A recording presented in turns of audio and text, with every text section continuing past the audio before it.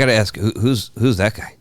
That is David. Oh, that's David Googleheim. Hi, David. His real name is Guggenheim. So David is a producer. He's in Florida, and he also man. fact checks while we're on live, so he can Right. butt in So and say, if "You're we wrong," say anything that's controversial, he'll fact check or it. wrong or whatever. Yeah, he's great. Man. He's great.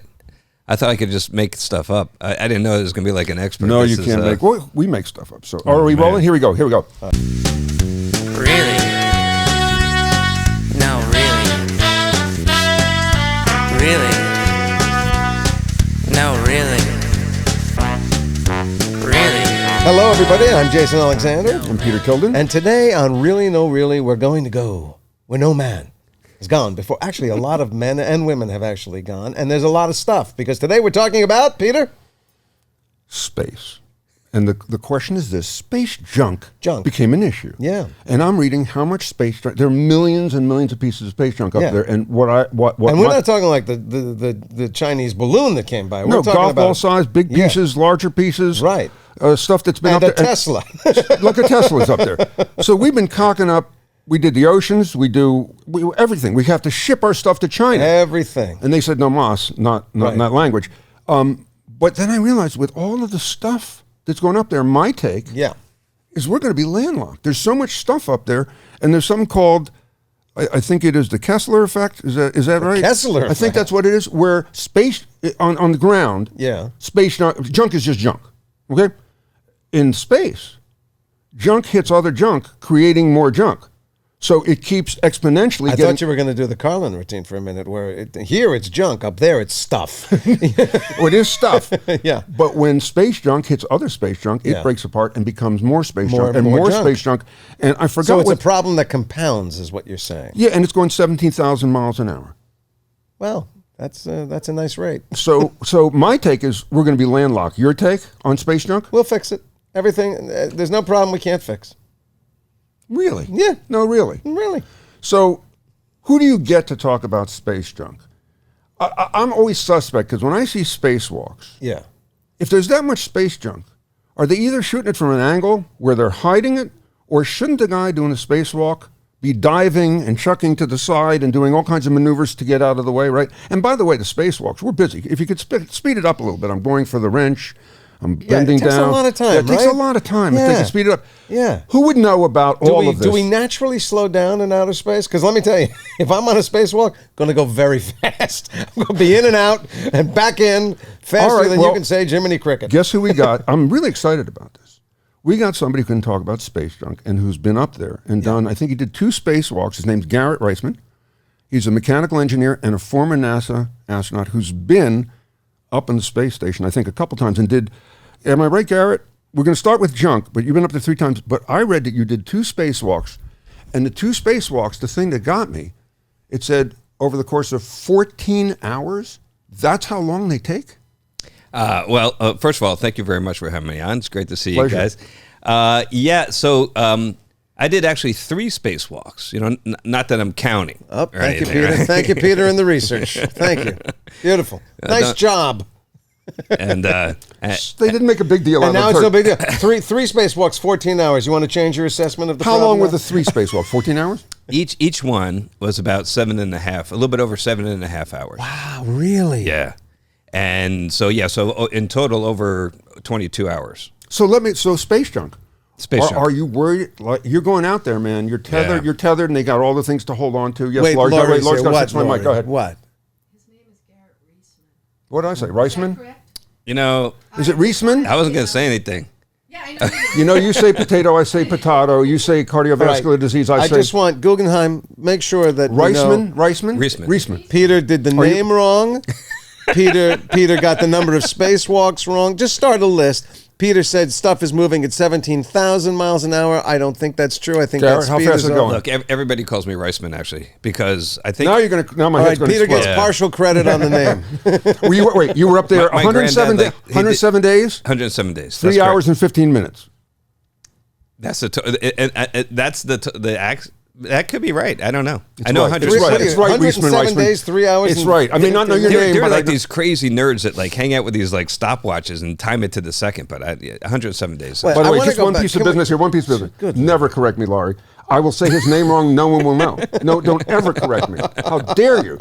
Reisman. Who cares? He's an astronaut. I got that right. Yeah. I was going with it. Tilden, Tilden, who cares? By the way, Whatever. That was, see, what you learn on Yeah. a space station in close quarters is just go with it. You don't stress out over stuff. Sure. Right, Yeah, you Garrett? gotta get along. It is Yeah. Garrett, right? That's correct. Okay. Yeah. Although when something goes wrong, you go, "Where's Reisman?" And then there's no answer. Yeah, right. He's Because floating been around sitting over there. All right, come back. So It's actually Garrett, but I wasn't going to say anything. So this is as fascinating as all this is, and I don't want to cut it short. Oh my God, space junk. Why aren't we seeing you dive? And how? What's the risk when you go out there? You know it's out there and it's flying Yeah. around. So no, it is a huge risk. It's a big problem. And how fast is it going, Garrett? About 17,500 miles an hour. That's different. Not It- 17,000, 17,500. If Point it's, at me again, if I'll it's bite your in your finger off. orbit, it could be going faster if it's coming from a Why'd you make different me look? orbit. You could have just said 17. You didn't have to add the Well, you could have 500. gotten his name right. Everybody has we have a zone. So okay, let's get serious, face. So you're about Yeah. to go out. It's really dangerous doing Yeah, it. it is. Yeah, going out and doing a spacewalk is just as dangerous statistically as launching or entering. And we've lost people, Challenger launching Yeah, and yeah. Columbia Yeah, entering. Fortunately, I need some wood to knock on here, but fortunately, we haven't had any problems spacewalking. But statistically, it's just as much risk. So what about the space? So this episode is about how much space junk is up there Yeah. and how much is predicted that will be up there. In this world, it's take it with you, man. What is the Boy Scout logo? It's take away a picture, leave only footprints. Isn't that what you're supposed to do? Yeah, but we've been cluttering up. We've been messing that up for a while. We've been leaving all kinds of junk up there. And in certain orbits, especially low Earth orbits where the space station is, where the space shuttle used to fly, and where we send the Dragon spacecraft, that's where most of our junk is, because that's where we've spent most of Right. our time. There's also a bunch of junk up at the geostationary Oh, level, good. which is good, much higher. Good. Filling that too. Good. That's And is that where the space station orbits, or is the the station space higher station than is that? lower. It's lower. It's than that. lower. Yeah, space But the station's space pretty low. station- So I- it's between sort of the two most dangerous zones. Is that what you're saying? It's actually right in the middle of one of the most dangerous zones. Yeah, Oh, yeah. good but it's plan. about Good 200, Yeah. 227 miles up, is it? Yeah, that's right. That's good. Oh, very good, Peter. All right, Between fantastic. 280 and 460. But I heard, I've kilometers read per that the year. space stations had to do maneuvers because Yes. of Russian junk and other junk clouds that have gone by. So why not the spacewalk? Back to the spacewalk. Are you looking for that stuff, or it Well, doesn't? it's the sort of thing as like you guys saw the movie Gravity. I was Where, gonna- like, you say, I was "Oh." going to reference, Yeah. because if I had seen it, let me tell you, thus endeth my spacewalk career. Yeah, I know. We got like our recruiting took a dip after that movie Yeah. came out. But I mean, like in that movie, they can like see it coming. Like, oh look, here it comes. Yeah. And that's ridiculous. That's because the thing 17,500 You're holding a miles. second family show, Garrett. Oh. You're no longer in space. You're on ground. You're on Really? ground. Yeah, it's Peter. You can say it. We'll bleep Can it we out. bleep that? But I'm Can we just bleep saying. Don't friggin' curse, okay, Garrett? Just because you were in space 3 times. No, so you cannot see it coming when you're. No, I mean, no. The So- particles are that small. So 17,500. That's our orbital velocity. That is about 10 times faster than a rifle bullet. And you can't see a rifle bullet coming at you, right? It's invisible. So it's going to be the same way with the space Gee, junk. Garrett. Yeah. Has But you- wait, what does that? Are there pieces of things up there? Like I was not kidding. Musk did put a Tesla up there. Mm-hmm. Are there pieces that are that big or Yeah. similar? And you would see that, wouldn't you? You could potentially, but even that's Coming fast. Coming That's coming fast. at you. But so you won't necessarily see it with your naked eye, but we can see it using sensors. Right. So we have a lot of the Department of Defense looks up there for everything. Right. And they could track anything down to like a couple centimeters.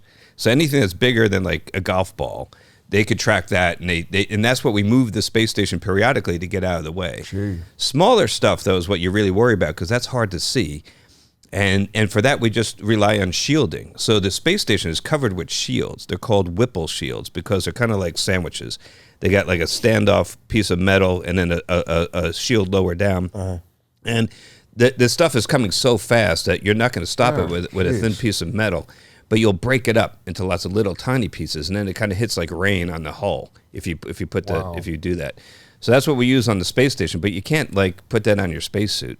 So when you go out there and doing the spacewalk, you're just playing the odds, basically. So what's the plan? Let's stay on space junk for a little bit, then we can do your experience on the space station as an astronaut.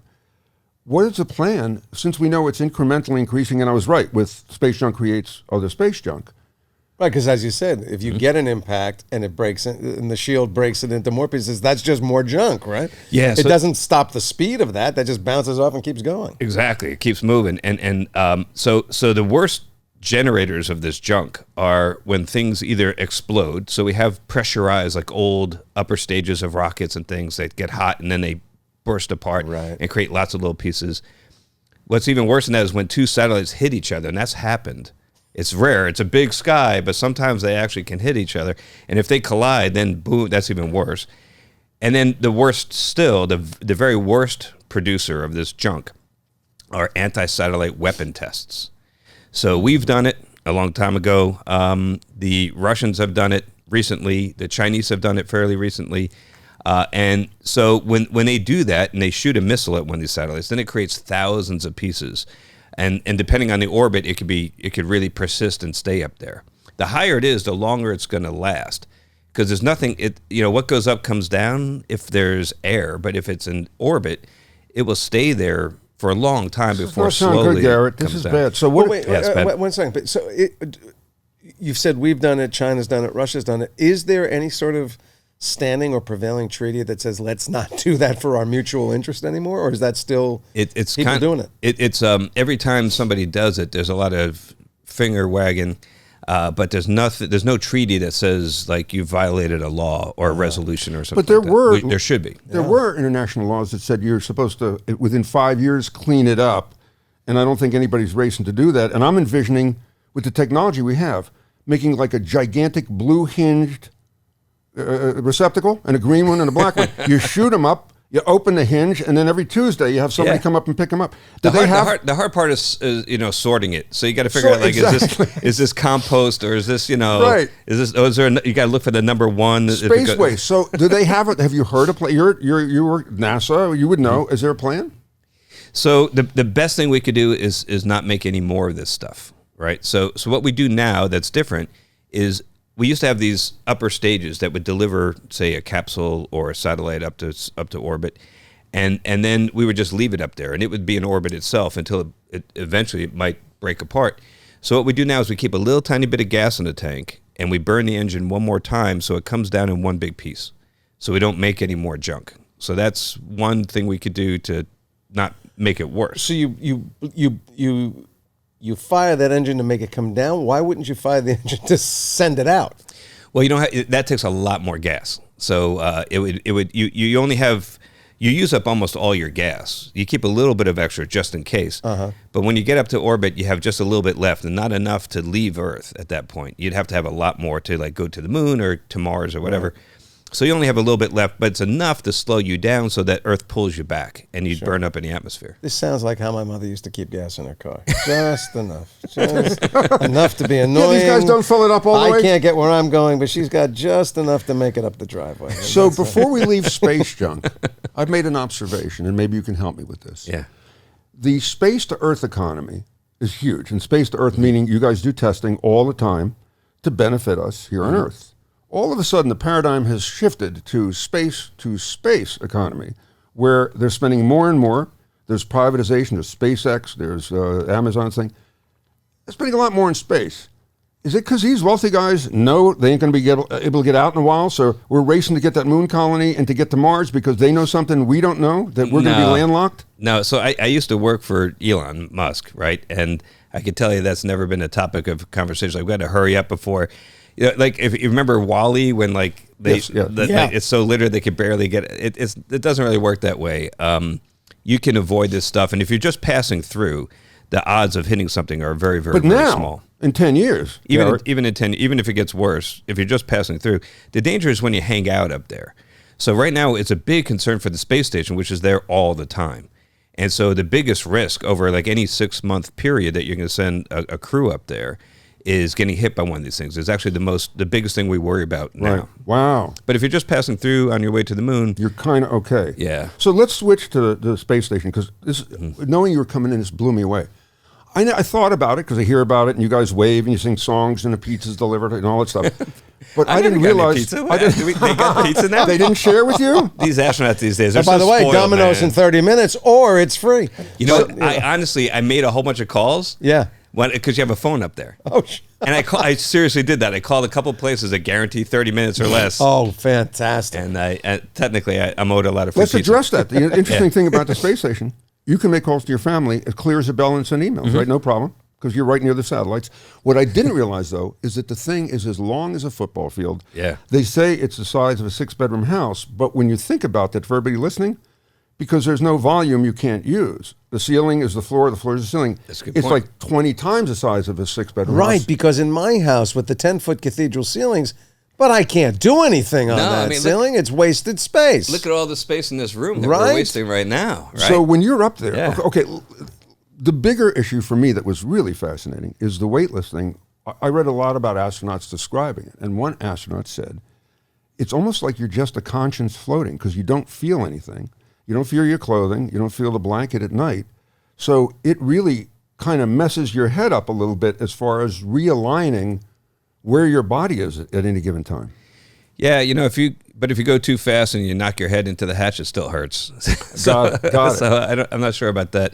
But before we leave the space junk, there's one more thing I wanted to tell you, which is on my very first spacewalk, I went out there with this guy, Rick Linehan, and we out there for 7.5 hours. We did all of our work, and we come back inside.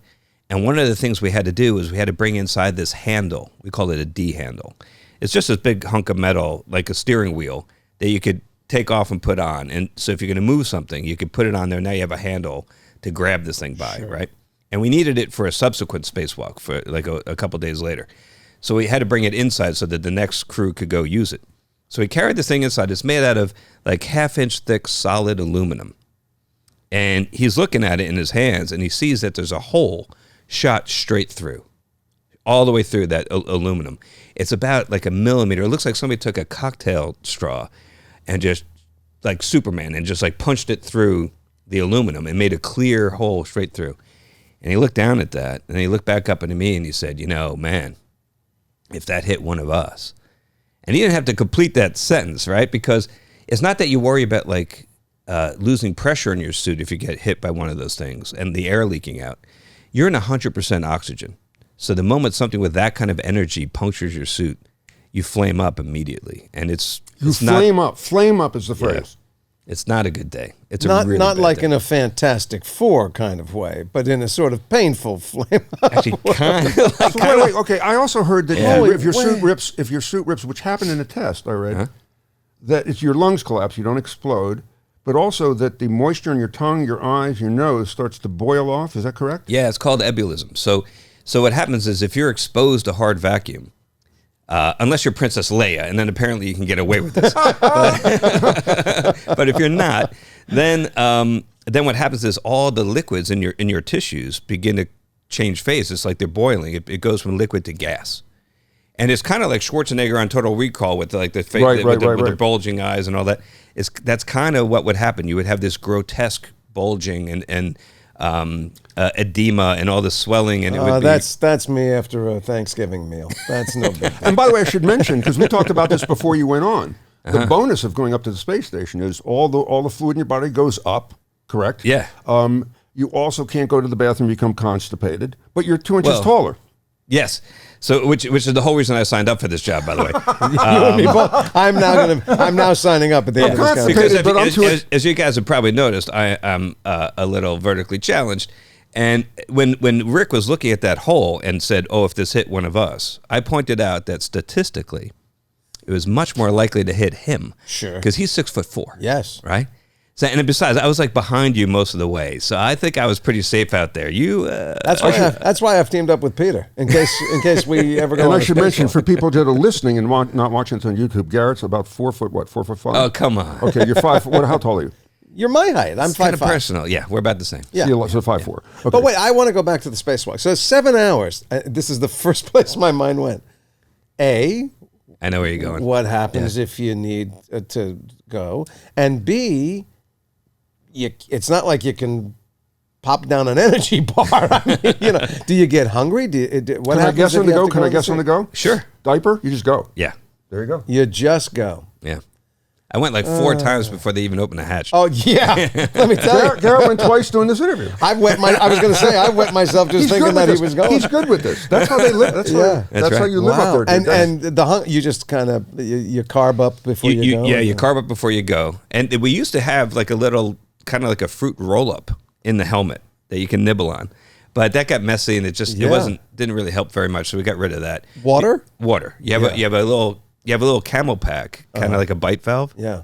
And so you bite on that and you can suck the water in and drink. Wow. And the water's coming from in the space age, it's coming from the air. You're sucking water out of the air. Yes. Oh, there's that whole thing. But let me get to that. Okay, But, all right. but in the suit, it's just in a bag, like there's like In a a bag. camelback backpack. Sure. So it's like it's up by your chest, and there's a straw, and you bite on the valve. So I'm out there in the middle of my very first spacewalk, and everything's going fine. But then I see this blue thing floating inside my helmet, like coming like across my helmet like this. And I realize, oh, that's the bite valve. It fell off the straw, you know? I'm like, crap, I'm going to be the first person to drown in space. Oh, no. Right? That's real. Yeah, I got really worried about this. So I put my mouth like on the straw, and I'm starting to drink like as fast as I can. But then I soon realized that there's enough surface tension, like capillary action in the straw, that it wasn't coming out. I was fine. Does your mother just call you every day and go, enough already? What are you trying to prove? Enough, stop it. Yeah. So no, my mom lives down in Boca, Sure. not in Del Boca Vista, but nearby, Yeah. and she walks around hanging her head in shame that her son didn't become a doctor or a lawyer. So she's like, You disown me. got a doctorate? Don't you have a doctorate? Yeah, MBA? but I'm not the kind of doctor that can help you. I just She doesn't go around like Jason's mother did in all of Florida and go ask him, what is your, just baits everybody. So what does your son do just so she can say, no, my son's on Seinfeld? It was even better than that. She had a pin with my face as George, like a little like an election way. pin on her bag, and people would go, "Why do you have that pin? Why do I have that pin? I'll tell you why."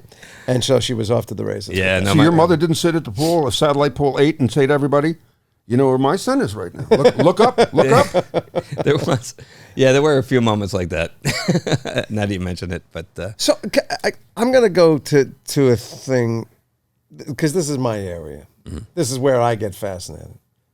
UFOs? Anything? Do you ever see a thing that you go, not that you go, oh, that's an alien ship, but Yeah. do you see anything and go, I don't know what that is, and that could make me think, yeah, I was looking, but I didn't see anything. Nothing? No, not really. There are the guys that thought that maybe something, but and look, I believe, and I'm looking now at some of the stuff that's coming out, Yeah. Right. and there are things that we don't understand, and now we're starting to think, oh, maybe that's some China sending balloons or stuff, but so I do think that there's things that we can't explain, but I don't jump to the conclusion that means they're alien visitors out there. I do think that there is almost definitely life somewhere else in this universe. right.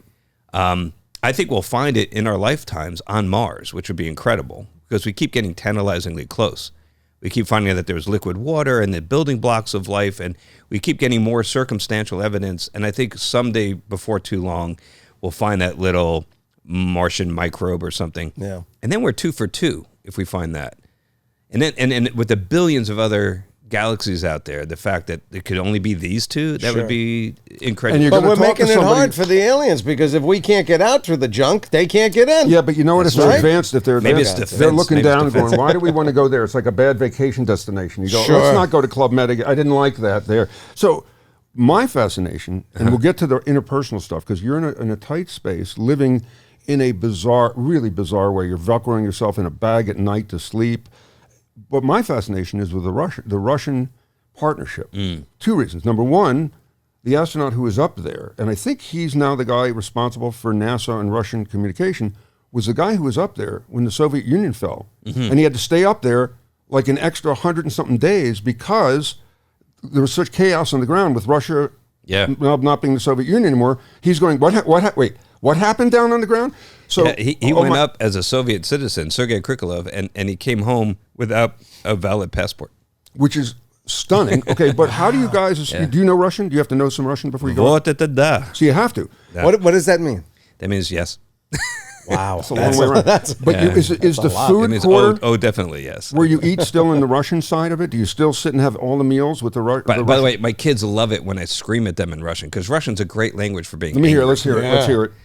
Это строго запрещено! And that means I love you. It's a rough language. It's a little. I thought it was sexual. A little harder around the It's exit. a pickup line in a bar for Russia. Yeah. So what is the relationship like? I know that the Soyuz thing is leaking. Their side was leaking, and they refused to have Elon Musk's SpaceX come up and pick them up. Where does that stand? Well, so that might be this. That's probably the space junk again, rearing its ugly head. Right. So the weird thing though is that we've had two nearly identical, Russian spacecraft leak out all of their get punctured and leak out all of their coolant system, kind of in the same spot, kind of the same way, and also in a direction that is less likely. So it does, since the first one we were like, oh yeah, that it got hit by. Some of the space junk is natural. There's little pieces like little tiny meteors that come from comets and stuff that we didn't put up there.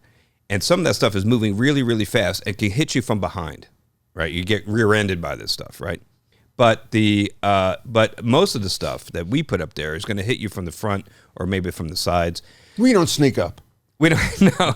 Our junk is slow. Our junk is slow. So Never used that phrase before. so My junk is slow. I've never used I that. thought this was a family show. It is a family show. I didn't say anything. Where's your head going? It's Peter's Reisman. Ow, ow. You Wow. started it. Get it out of the space gutter.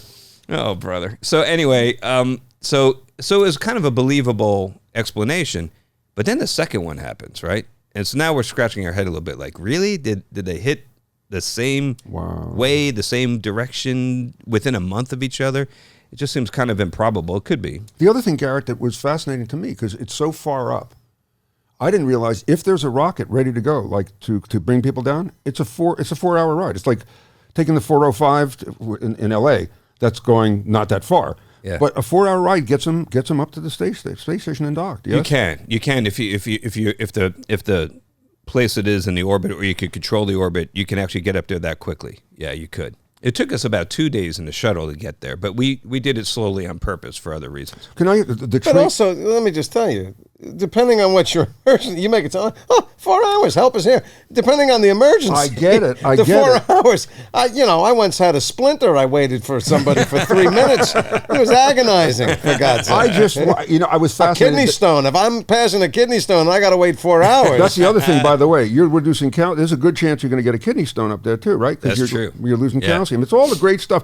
But the training, I read that Mark Kelly, because I'm claustrophobic, Mark Kelly said he got into a fetal position, into a rubber ball with a heavy zipper. Yeah. They zip you in, put you in a closet, and you don't know when or if they're coming back. That's correct. To test you.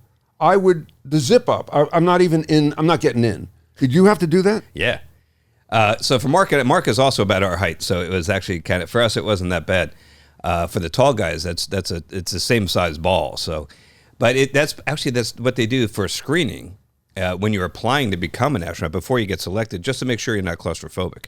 And they put me in there and they zipped me up. It was like the most relaxing part of the whole week. Oh my God! I fell asleep in there, and they kept waking me up. I'm hyperventilating now. Hyperventilate. Really? Yeah, I can't. Yeah, I think no. I could do that. I couldn't. I don't know if I really don't know if I could do let's see how many G's you can withstand machine. That seems. They actually unpleasant. don't do that to check you out. We actually ended up doing that centrifuge thing in Russia as part of my Russian training, because they'll haze you to death over there. But and I was gonna say it's always the Russian guy running that machine at the amusement park, right? You'll go again. You'll go again. You know. You know what? It's so. This is true. I'm sitting in that centrifuge over there, and it's this huge Russian. It's in a giant building, and I'm spinning it around. The G's are picking up, and then all this is happening. And I'm thinking about that scene in Moonraker, right? With the evil nemesis is cranking the dial into the red. Yeah. And I'm sitting there like, oh my God, what if my evil nemesis is gonna do that to me? I'm strapped in here. There's nothing I could do. Then I remembered I don't have an evil nemesis. So. You thought. It's fascinating what you have to go through to get up there. Yeah. And then, for me, the interpersonal relationship part of it. Yeah, it's tough up there. You're floating around. You're zipped in. Everything's unnatural. That's got to chip away at who you are. And then you're in close quarters with, 4 or 5 other people? Mm-hmm. Yes? When I was up there, we only had a crew of 3. But how is that if people flip out, people have behavioral problems, stuff happens. How do Yeah. you talk through that? Are there shrinks on the line all day long? If Do you go to need bed them? angry? Is that allowed? Weightless wanna and, know, weightless Peter? and angry. Is that what you Weightless and wanna angry. Yeah, how do you deal with the interpersonal stuff? Because that's got to be How many a big times they issue. tell you to put the seat down? Yeah, that happens. So we do a lot of preparation and we do have psychologists to help us with that, and we do study what we call expeditionary behavior to prepare for long duration missions, where we study things like teamwork and self-care and self-management. And we do some of that with the National Outdoor Leadership School. So we go out into the wilderness and we go for like a week or two with just the stuff you have in your back, and you have to work together as a team. And we practice these, and we have debriefs about these kind of interpersonal issues. We studied the Arctic explorers like Shackleton and Cook, and we looked at what they did right and what they did wrong. certain people ate other people too. You know, that happened. Yeah. Which, up there, I understand the food's not very good up there. By the so- way, that's another Is it fascinating not, thing. right? It's not very good. Do you know they can't Is have it all anything? freeze-dried? And Yeah. Yeah. You don't go for the food. Well, It's not- nothing, it's not nothing for. I didn't realize you can't have bread. You can't everything that makes crumbs. That's right. Becomes a thing. Yeah, it doesn't fall down onto your napkin. It goes all over. So it's peanut butter. It's Yeah, it's like oatmeal for breakfast. It's like Well, but oatmeal, it's already mixed. it's dried out, but it's contained, and then you squirt hot water into it, and then you shake it up, and then then it's all sticky. Wow. I would go. I'm out with a suction toilet, and I know everybody was like, "How do you go in space?" It's Yeah. a suction toilet. You kind of attach yourself so there's no air, and then you do it right. Yeah. So it's in lieu of gravity, use a little bit of air suction to make things go in the correct direction that you want it to go and be contained. It doesn't always work. Gravity is better. Let me just put it that way. I have that on. That's the bumper sticker on my I car. have a pillow. Gravity is I have a better. pillow that says that. I can't. That I'm out just with that. I'm out just with that because I'm so shy. Well, here's what. Honestly, the things that I don't think I don't think I could do it. I don't think I could go into space. I don't think I have the kind of guts and fortitude for that. Oh, you can but do it. there are little No, you things can't. that freak me out. Like if I'm weightless, I've looked. I've been to the Smithsonian. I've looked at the inside of the capsules and things like that, and I go, a lot of buttons, a lot of levers. I'm always going to be afraid. Am I floating into a lever? And it's like, oh no, not the red button. Well, so you like the new ships. So when the one I worked on at SpaceX, it's just a touchscreen. We got rid of a lot of those buttons. Oh my God. And now these ships are much more automated, so you don't have that much manual control. So you go into the cockpit of the shuttle, and there are thousands of things, and there's some that are very bad if you accidentally. But in the Dragon, there's only a couple of those things, and they're actually covered with a guard, like a cover. So you have to open that first. So Sure. you'll probably be okay. So my luck, the cover that get left up is not the toilet; it's the cover. For You can't leave the toilet cover up if things are floating. So with the shooting up in G-force, we just had William Shatner on, and I said to Bill, so did they give you any kind of contingency plan if they shoot you off, and not you, Bill, but somebody has a heart attack going up, whatever. And he did say if somebody shoots you off. That's how he presented it. Shoots you off. Yeah, that's how he phrased it, and he still hasn't learned. Go ahead, continue your question. Go ahead. No one at home went dirty except With the- you. oh, really? And Yeah. Reisman. Sure, yeah. So I said to Shatner, what happens? And he said, well, they told me that the G-force going up would invigorate me, and the G-force coming down would invigorate me, so it wouldn't be a problem. I said, "Did you believe that?" He said, "Absolutely not." Is that a truth? Did they give you contingency? You're about 3, 2, 1, blast off. I think I'm having a heart attack. What happens? Wow. Well, so we do prepare for all kinds of medical emergencies. So if you have, so first of all, for Shatner, his whole thing was like 15 minutes long. So if he's going into cardiac arrest, they'll put the paddles on him in 15 minutes when he's back on the ground. Oh, sure. So that's Really? relatively easy. Really? Let him No, wait. really. Yeah. Really? Yeah. They Let wait, him he's wait. floating, and Yeah. everybody's looking at Bill. My Flat. heart has stopped. It's They're looking only at- 15 What minutes. are you seeing now? I'm seeing the overview effect, and Shatner's dead and floating in the caps. Is that good for SpaceX? Is that a I real love good? Hang see. in This there. is why he's an astronaut. The nonchalance is his heart stopped. Yeah, In they'll do 15 it. minutes, he'll be back. Yeah, He'll be but he's pushing Bill's body out Nothing's of the a way. problem. He's Yeah. floating. Bill, you're blocking my view of the Earth. I'm going to have the overview effect. Move out of the way. You Oh know, my God! Just do this a little bit Captain for 15 Kirk minutes. Shatner, Hang in there. My Hang whole in there. trip, I got to compress Bill Shatner. Hell with him. Let him. And by the way, would you have said to Bill, you're 92, I wouldn't do this. Would you have advised him against No, it? it's okay because there's that particular space flight First of all, that vehicle is completely automated. So the good thing is it's going to do nobody inside Well, has I to do assume anything. that they're not going, Bill, maneuver 8. Yeah, right. A little to the left, Bill. A little to the left. Initiate the Kobayashi Maru. No, it's not. Oh, now I love you. So now I love you're you. in an Uber. You're in a giant Blue Origin Uber. Okay, so it's going. Right. So you're in a you're in the backseat of an Uber and it's going, and you're going to come back down, and they have doctors waiting right there. So if it's they'll take care of you pretty quickly. But if you're going up to the space station, as you pointed out, it could be about 24 hours before you come home if you have an emergency. So if you have like appendicitis and you need to get to a hospital, you're looking at about a day before you're in a hospital. Your thing ruptures, it's done. So we had to prepare for like anything that could happen. And you don't always have, sometimes there are some astronauts that are physicians.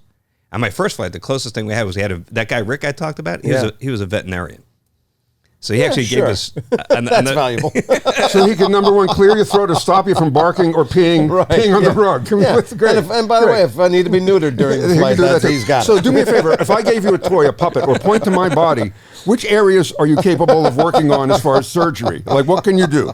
Well, I did practice. So if you don't have a doctor, then It's somebody. Reisman. He's coming in. Yeah, right. It's just it might be Oh, me your mother got the doctor after all. Hey, Mom, look up. Good news. I finally made it, Mom. He's dead, but I did a surgery. Yeah.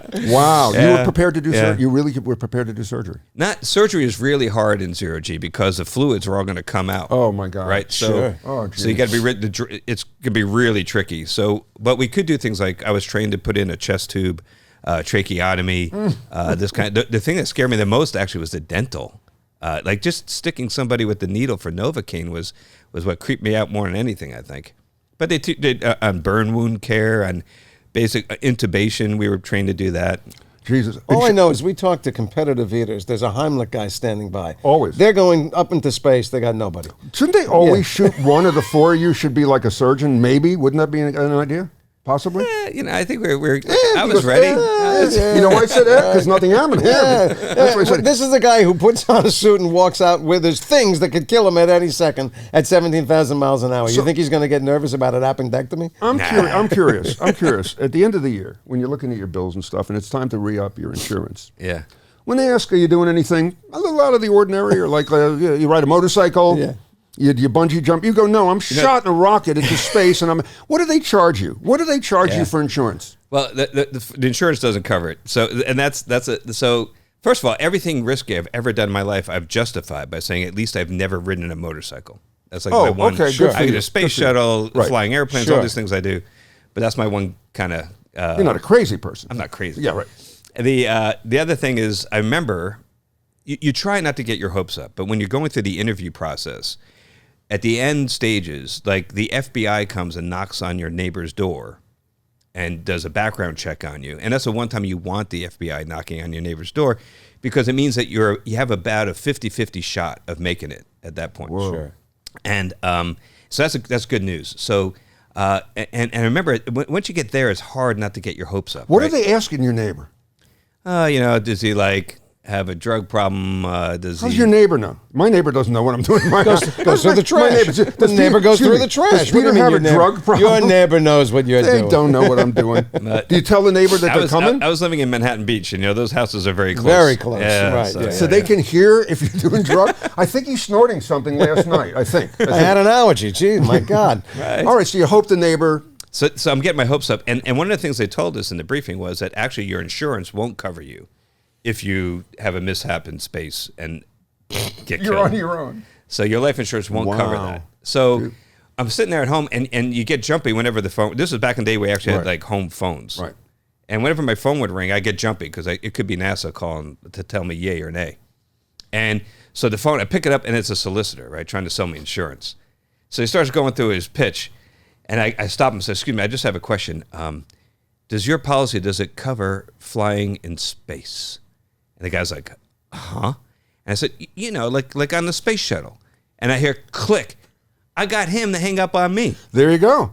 Everybody, That's- this is a public service. I You're was going to listening say, right now. You just found go, it. We found it. We found you the know what golden I key. do? You know what I do? Do something similar. I always say, I can't talk now.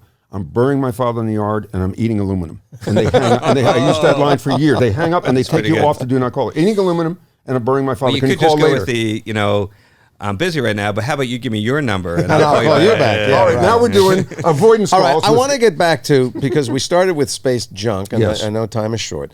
So, in your opinion, is this what we've heard is, and you've sort of said, no, I don't think so, is that the problem could compound to the point, we read one report where it was speculated we wouldn't be able to push something through the junk zone come 10 years, 20 years, 25 years. But do you believe that? And whether or not you do you see is there any kind of solution? Have you heard of anything being talked about to literally get some of that stuff out of there? People have tried things like shooting lasers at it to laze off and vaporize a piece. Wait a minute. So, to your knowledge, people are working on it, or there is a viable? There have been some experiments done where we can see, like, hey, maybe we could shoot it, and it could be propulsive. If you vaporize a section of it, it could actually push it, Right. and then push it in a direction that would slow it down and cause it to come back to Earth. So, but that's hard. It's really hard to do that, and it takes a lot of energy. There are other people looking at actually sending up collectors to actually mechanically get this stuff. All right. For some of the bigger pieces, that might work. But it's really a difficult problem to clean it up. I really do think that the best thing we could possibly do is just not make it any worse. So you wouldn't advocate, and this is something I've actually asked, and I know it's probably cost prohibitive, but I'm trying to think. So you would not be an advocate of sending Earth junk up into space? Because I always say, radioactive waste. Why don't we just shoot it into the cosmos? Why don't we get our? Why I'm glad you're not in control. The most corrosive elements of our Earth garbage out of here that way. Not a fan of that. I do think that it's something to consider for radioactive waste that you really don't want hanging around down here. The problem is you got to be really, really confident it's going to work. Yeah. And I'm confident enough that I'm willing to get on one of these rockets, but not live under it. but put in the radioactive waste that on there.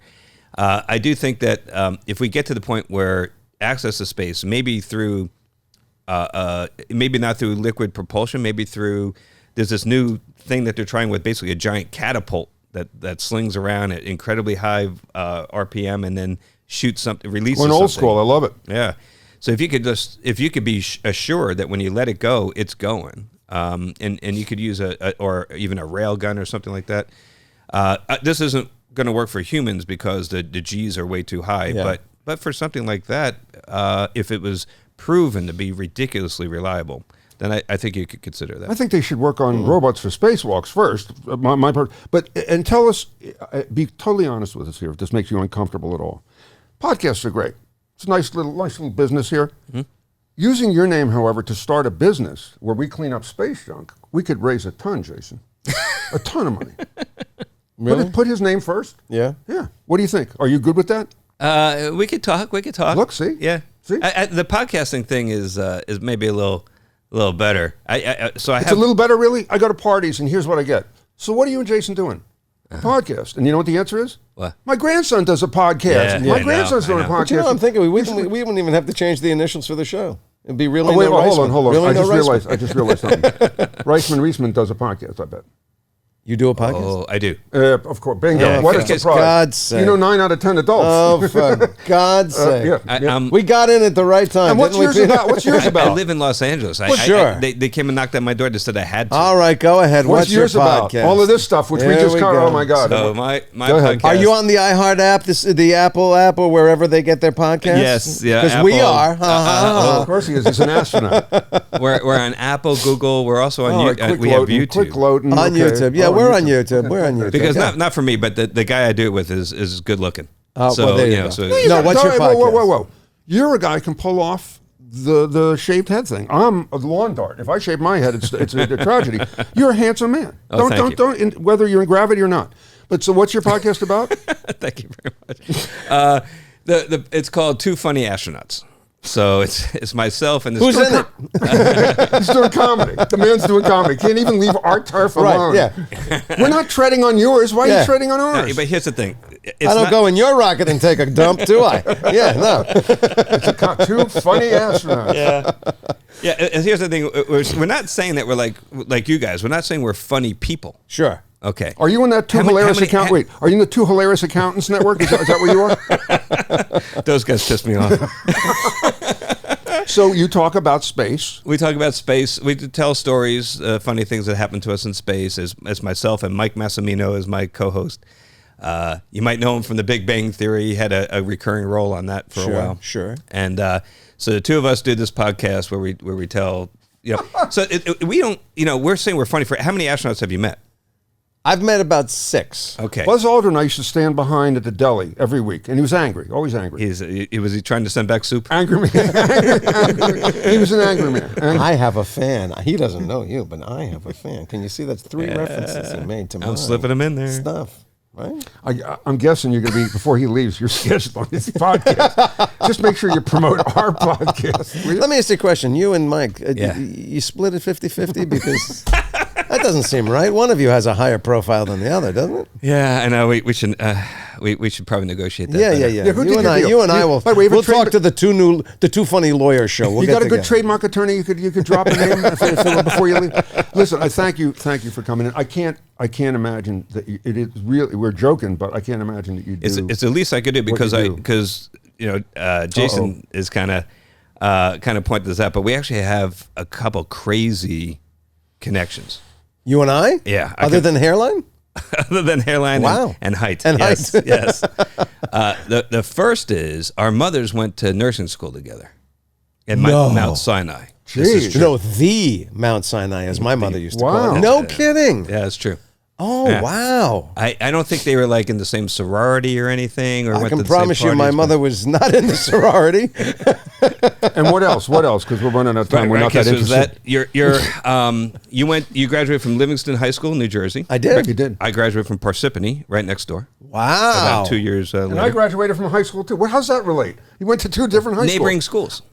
We're in the can we same have a campus. Was it conversation? 30 miles? Does it 50 all miles? have to be 60 about you? Same Does it state? have I to mean, be oh my everything? God. Oh my God. We used to I lived in wrestle Jersey. against them. Yeah, you did. You were a wrestler? I was never a wrestler. Yeah, That's not true. We had to take wrestling, but that was High school it was- jock? I don't Were you remember. high school jock? You were. for most wrestling, popular? yeah, What Because you could do that when you're short. in your year? Yeah, wrestling What were is you short. voted most? What? Likely to succeed and And? I never. scholar. I got nothing. Class Here you go, scholar, Suits, class nerd, scholar. biggest nerd. No, you weren't a nerd. Yeah. Oh, I was. Reisman, Dungeons and it Dragons is the whole such a thing. pleasure Wow. Thanks. to have you in. Wait. Oh, there's more. Oh Yeah, my let the gosh. man talk. Your He's first. talking You know what I about found out? You connections know what to I found out? Time slows down when you're in space. Wow. I'm just going to take a nap. You talk about your relationship. Yeah. Strap It's a nice yourself thing. in. Go in the ball and see how long you last. Your first. You remember the show ER with you and Clooney? Yes, Well, of right. course. The showrunner was Saul Turtletop. All turtle top. My relative. Yeah. His wife and my mom are first cousins. Oh my Yes. God. Do you know that Oh Saul Turtletop my was a God. fan of onion soup? And my grandfather was a huge fan. Made What are we a doing? beautiful onion Reisman, soup. if I was on the space station with you, Yeah. even in weightlessness, I'd push my eyes through the back of my head. This is unbelievable. You think, is this what? He'd go out for a spacewalk. You'd throw Yeah. junk out the window. So the just to last try and 3 take minutes him is something you would sample on the Two Funny Astronauts podcast. If you want more of that, talking about how Jason and we actually won the same highway twice. Oh my God. What size underwear do you wear? I'm a 34. This is unbelievable. No, wait. 34? Are you, before you go, you're going to Yeah. go up on another mission? Would you ever go up? And can you go up? You know, so Because I'm hoping you go now. oh, that bad? I'm kidding. Yeah. Oh, man. So you never say never because now there's these commercial opportunities out there. But I'm Right, also right. okay if I never go because I did did it. spacewalks, I did robotics, I was a flight engineer in the shuttle, was a long duration astronaut. I'm kind of good. Yeah. I'm happy with my You experience. rock. You rock. And you know Elon. So can you call Elon and say anything? You hi? How you doing? I could call. No, I'm not Yeah, asking you yeah. to, but you're that close? You have that kind of relationship? I could send him an email. I actually sent him an email. Send him a tweet. No. Anyway, I sent him an email about a month before he bought Twitter, and I said, "Don't do it." Well, And clearly you're close. obviously you're You can see, consigliere. You're He a said right-hand that. man. Yeah. He said, I don't want to do it. They're making me. That so was- you're that like was the Seinfeld opposite episode. What? You give him advice, and he does the opposite. This is Right. brilliant. This is Absolutely. brilliant. It's This is perfect. brilliant. Well, email him that you were on this show. Okay. Thank you very much. Your podcast is called Two Funny Astronauts. Two Funny Astronauts. Again, Garrett Reisman. And I love that he doesn't care. Space Shuttle Discovery, Endeavor, and Atlantis. Again, the School of Engineering, you consult. You also were on Battlestar Galactica, and That's Ron right. Moore, the Yes. showrunner, Yes. kind of created a show with you, right? Yeah. And that you were a consultant on. Right. I'm still working on it. It's on Apple TV, just $4.99 per month. Oh, my God. Suddenly, How much is it in space? My high school related stories are pretty good all of a sudden, aren't they? That's exactly right. For all mankind. You're a Yeah. consultant on For all that. Very mankind, cool. Very yeah. cool, Garrett. Thank That's you very very much good. for your time. And thanks for letting us have fun. It was a lot of fun for me. So You're a thank good, you. You're a good dude, and thanks for Live your long interest. and prosper, brother. I can't do that easy. Neither can Shatner. And I have a trigger finger, and I can still do it. Wow. Yeah. Overcoming obstacles is Yes, what this that's episode is right. called. That's what And it's getting hit about. by obstacles. That was amazing, right? Pretty fascinating. You know what I like the most about him? Pretty good looking guy, don't you think? He Reminds me of somebody. The height. Good looking guy. Yeah, don't who you was think? that? The guy on TV in the CSI not CSI show. What's his name with Mariska Haggerty? Mariska Haggerty. That's who he reminds me. That good looking guy. You can't get her name right either, right? You Mariska started not Haggard- getting his name right. Now you can't get that name right. You're good with names. I just want to mention that What's my name? But last week when we were taping, Jason called me. What did you call me? You didn't call me Tilden. What did you say? 4 times. You've I known me don't know. 30 years. Tillman. You got my Tilson- name wrong Tilson, 4 times. Peter And you have the Tilson. guts to look at me and say, That's right. I have the guts. I have the guts. I'm the right stuff. let's go to Googleheim. Googleheim, anything in this episode that needed Needs correcting or that we needed to look up to clarify? Well, yeah, it's Christopher Maloney, by the way. Thank you, from, Christopher Northern Mullen. You get that. SVU. He gets that alive. But Sure. Yeah. Yeah. Thank you. There's a bevy of things. I don't know. I'll give you an option. Give us part of the bevy. Go. Jason referred to the Carlin routine. I don't know if people know who George Carlin is, so we could get into that. That's true. George Carlin, funny comedian, Sure. but he's been dead a long time. How sad is that people may not know? Yeah. Wow. Del Boca Vista, of course, is the fictional home of Jerry Seinfeld's parents, and then at some point George's parents as well, for a short period of time. The internet is all over as far as Garrett's height. Some places it says he's 5'7". Some say he's 6'1". I don't think anyone's buying that. But That's there Garrett you constantly go. trying to invade those sites. Yeah. Yeah. Claustrophobia, you guys have mentioned that you have that. That is actually caused by a traumatic event experienced during early childhood. So you might want to share Peter. something there. You know something? I don't know what that is, but it's true. If I ever have to go in one of the machines to do Yeah. the MRI, I honestly don't think I have that's not one of my problems. they'd have to give me ayahuasca. many or problems, something. but that's not You one. could go in there and I've done it many times. I have no problem in small places.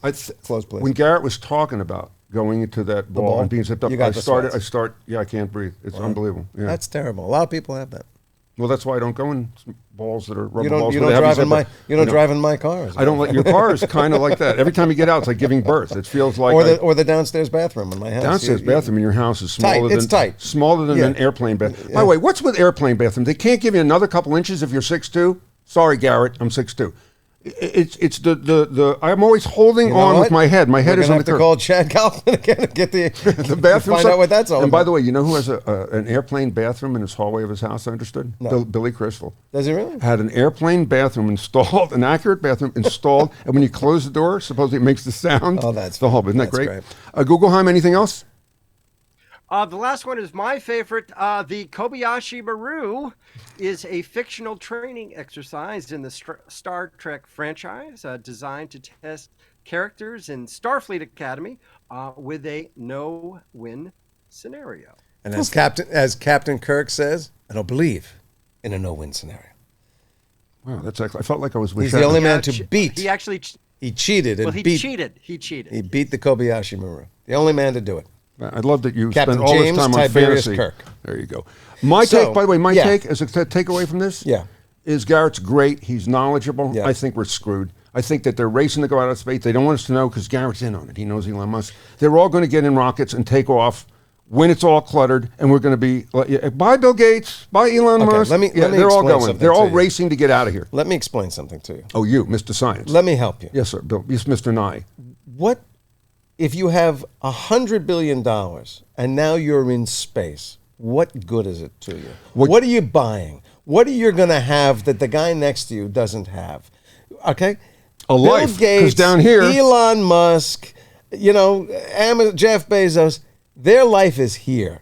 They'll invest in these things to make money, but they're staying here. This is where they want to be. This is where the quality of their life is extraordinary. On Mars, they're just another schmo on Mars. Okay, They're a big schmo with money. And I am not pessimistic. You're pessimistic. You actually. I you heard smell the thing. something. If these guys are racing to do Oh, I'm this, I'm sorry. going, yeah, no, shut up. Now you're going to do a nose joke, aren't you? Good night, everybody. Drive safely. No, I know that you think that what we heard is that that there's going to be so much junk up there we're not going to be. You able to can't get through it. We're going to be landlocked. I say to you, first of all, Saturn. I love that you can first of all. Saturn. All that ring, the ring of Saturn, is all junk. It's all junk. It's all space debris. So you're saying make it neat. It'll all compress. I think the thing will have around the Earth. There'll be a ring like Garrett's Saturn. still here. Garrett, can they make it all neat? Can you just go up there and tidy up? Just tidy Just say up. yes or no. I don't need to put on the headphones and the whole thing. Yes or no? It'll take a long time. That's all right. We got time. We got the time. We don't have time. You know the what? second thing I'm going to say to you is, despite pessimist 1 and pessimist 2, whenever mankind is faced with an existential problem, we kind of We ship our MacGyver stuff. our way out. Do we really? figure it Really, out. really? Where's the force fields? We're going to have force fields. That means we're going to put force fields around our stuff, around our ships. We're going to have a force field, electromagnetic field, and we're going to push through the junk. The junk will repel away. We're going to figure out how to do that. Right after we figure out where my jetpack is. As soon as I get my jetpack. Exactly. You know what's amazing? What? You're better on Space Talk. You should be partnering with Garrett than on this show. I'm have leaving more the attitude. show and I'm going over to Two Funny Astronauts. It's going to be 2 funny astronauts and a former and Seinfeld a guy from And Jerry next door to Parsippany. That's right. Good night, everybody. Good day, Fantastic. everybody, depending on where you are in the world, because this is global. Signing off for an astronaut and 2 guys.